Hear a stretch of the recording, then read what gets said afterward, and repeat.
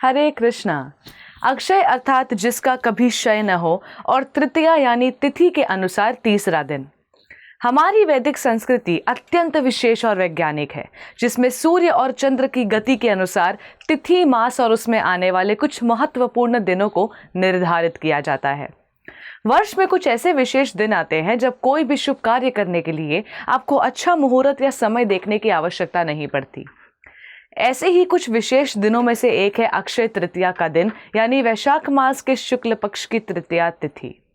इस दिन को अक्षय कहा गया है। इसका अर्थ है कि इस दिन जो भी पुण्य कर्म या आध्यात्मिक कार्य किया जाएगा उसका कभी भी क्षय नहीं होगा, उसका कभी भी नाश नहीं होगा। जैसे भगवद गीता में भगवान श्री कृष्ण कहते हैं कि जो भगवान की शरण ग्रहण करते हैं वे शीघ्र धर्मात्मा बन जाते हैं और चिरस्थायी शांति पाते हैं। हे कुंती पुत्र, निडर होकर ये घोषणा कर दो कि मेरे भक्त का कभी नाश नहीं होता।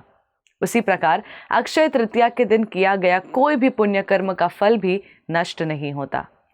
भौतिक संसार का सामान्य नियम तो यही है कि अगर आप कोई पुण्य कर्म करते हैं तो उसका अच्छा फल भुगतते हैं, और अगर कोई पाप कर्म करते हैं तो उसका बुरा फल भी आपको सहना पड़ता है। हमारे जीवन में आने वाले सुख और दुख अंततः हमारे पूर्व जन्म के ही पाप और पुण्य कर्म के परिणाम स्वरूप हमें मिलते हैं, और एक बार जब हमारे पुण्य कर्म का अच्छा फल मिल जाता है तो उसके बाद वो समाप्त हो जाता है और फिर से हमें कोई दूसरा पुण्य कर्म करना पड़ता है।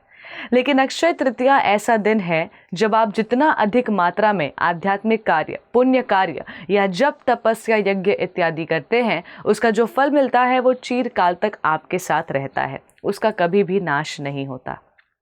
आइए आज हम इसी अक्षय तृतीया के उपलक्ष्य में उससे जुड़ी एक पौराणिक कथा का श्रवण करते हैं। इस कथा के विषय में कहा गया है कि जो व्यक्ति इस कथा को अक्षय तृतीया वाले दिन पूर्ण रूप से सुनता है, यानी शुरू से लेकर अंत तक सुनता है, उसे अक्षय पुण्य फल की प्राप्ति होती है। प्राचीन समय की बात है जब ये पृथ्वी अनेक महान राजाओं और तेजस्वी ऋषि मुनियों से सुसज्जित थी। चारों ओर धर्म और सुख का वास था, लेकिन फिर भी कर्म का चक्र सबके लिए एक समान कहाँ होता है। तो बस ऐसे समय में भी एक ब्राह्मण परिवार रहता था जो कि अत्यंत निर्धन था।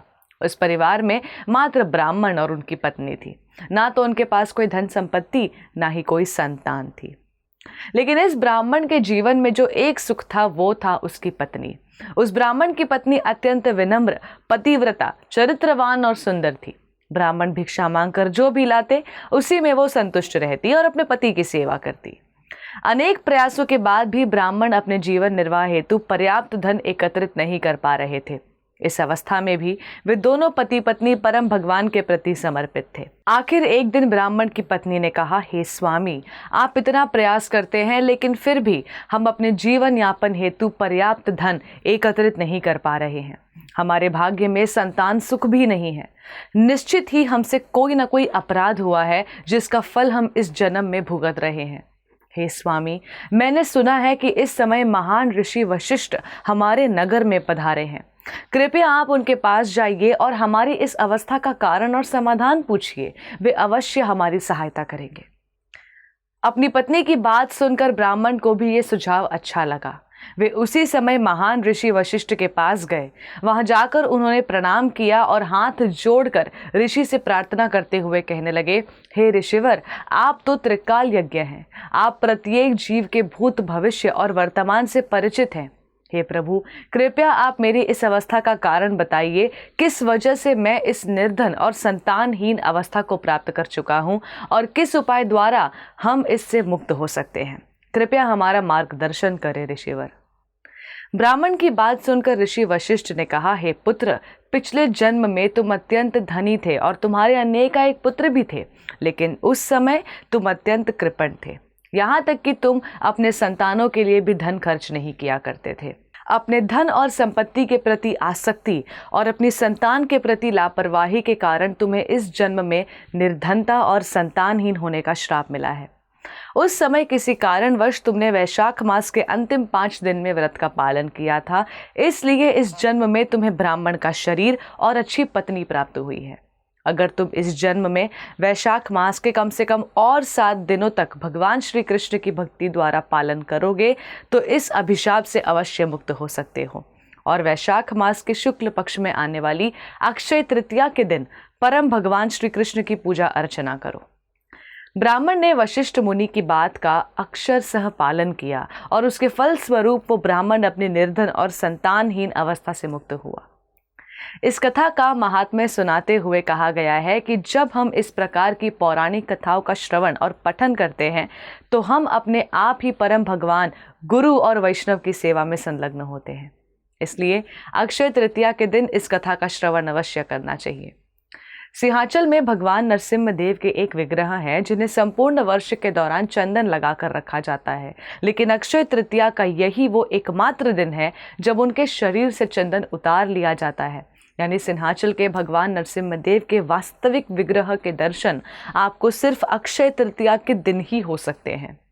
जगन्नाथपुरी धाम में हमारे प्रिय जगन्नाथ, बलदेव और सुभद्रा जी के रथ यात्रा की तैयारी और रथ बनाने की शुरुआत भी अक्षय तृतीया के दिन से ही होती है। वृंदावन में बांके बिहारी मंदिर में भगवान श्री कृष्ण के चरणों के दर्शन भी वर्ष में सिर्फ एक बार अक्षय तृतीया के दिन होते हैं। इसी दिन से गंगोत्री, यमुनोत्री और बद्रीनाथ के द्वार भी खुल जाते हैं और 4 धाम यात्रा प्रारंभ होती है। आदि शंकराचार्य ने कर्णकाधार स्तोत्र की रचना भी अक्षय तृतीया के दिन ही की थी। श्रीपाद माधवेंद्र पुरी ने भी इसी दिन भगवान को सर्वप्रथम बार चंदन लगाया था और इस प्रकार चंदन यात्रा का प्रारंभ भी अक्षय तृतीया वाले दिन से ही होता है। हमारे श्रील प्रभुपाद ने भी झांसी में लीग ऑफ डिवोटीज की स्थापना अक्षय तृतीया वाले दिन ही की थी। जैन धर्म के लिए भी अक्षय तृतीया अत्यंत विशेष है, क्योंकि जैन धर्म के सर्वप्रथम तीर्थकर ऋषभ देव ने आज के ही दिन अपने 1 वर्ष के उपवास का पारण किया था। इसलिए वे इस दिन को वर्षी तप के नाम से भी मानते हैं। अक्षय तृतीया को अखा तीज के नाम से भी जाना जाता है। अक्षय तृतीया एक ऐसा विशेष दिन है जिस दिन अधिक से अधिक मात्रा में दान और पुण्य कर्म के साथ साथ व्यक्ति को आध्यात्मिक कार्य भी करने चाहिए, जैसे कि भगवान के पवित्र नामों का जप करना। इसलिए आज के दिन अधिक संख्या में हरे कृष्ण महामंत्र का आप सभी को जप करना चाहिए। आज के दिन भगवद गीता, श्रीमद् भागवतम जैसे आध्यात्मिक ग्रंथों का वितरण करना चाहिए, उन्हें पढ़ना चाहिए। अक्षय तृतीया के दिन स्वयं लक्ष्मी देवी और भगवान नारायण की विशेष पूजा करने का महात्म्य है। इसलिए कहा जाता है कि इस दिन किसी भी रूप में सोना या चांदी खरीदना शुभ माना गया है। अब अपनी क्षमता अनुसार सोने और चांदी की खरीदारी कर सकते हैं, चाहे वो आभूषण के रूप में हो या फिर किसी और रूप में। जरूरी नहीं है कि कोई बड़ी चीज ही लेनी है, आप कम से कम कीमत वाली कोई भी चीज ले सकते हैं। इससे सौभाग्य की वृद्धि होती है। इसके उपरांत इस दिन आप घर, जमीन, दुकान, प्लॉट, नया वाहन, पुस्तकें, वस्त्र इत्यादि कुछ भी खरीद सकते हैं। अगर आप कोई नया व्यवसाय शुरू करना चाहते हैं तो अक्षय तृतीया का ये दिन सबसे शुभ है। कोई भी मांगलिक कार्य जैसे विवाह, गृह प्रवेश इत्यादि कोई भी कार्य इस दिन किया जा सकता है। अब देखिए, सबसे बड़ा दान होता है ज्ञान का दान। इसलिए अगर आप ज्ञान का दान देना चाहते हैं तो अक्षय तृतीया के दिन भगवद गीता, श्रीमद् भागवतम और चैतन्य चरितामृत ग्रंथों को भी खरीद सकते हैं।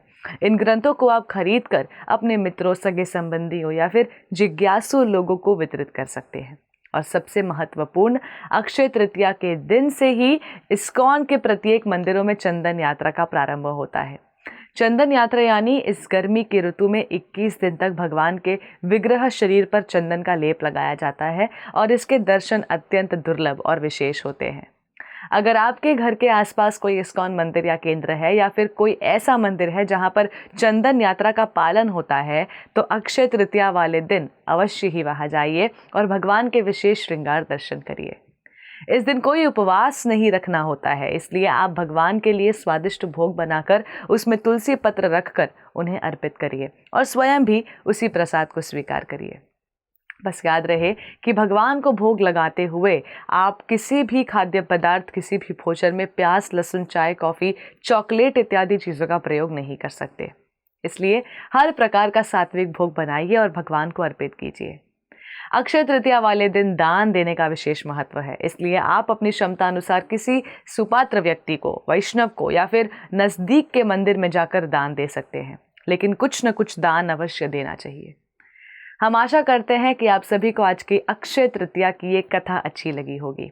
आप सभी को अक्षय तृतीया के दिन अक्षय पुण्य फल की प्राप्ति हो, इसलिए हम सभी आपके लिए प्रार्थना करेंगे। आप सभी को हरे कृष्णा टीवी की ओर से अक्षय तृतीया की हार्दिक शुभकामनाएं। धन्यवाद। हरे कृष्णा।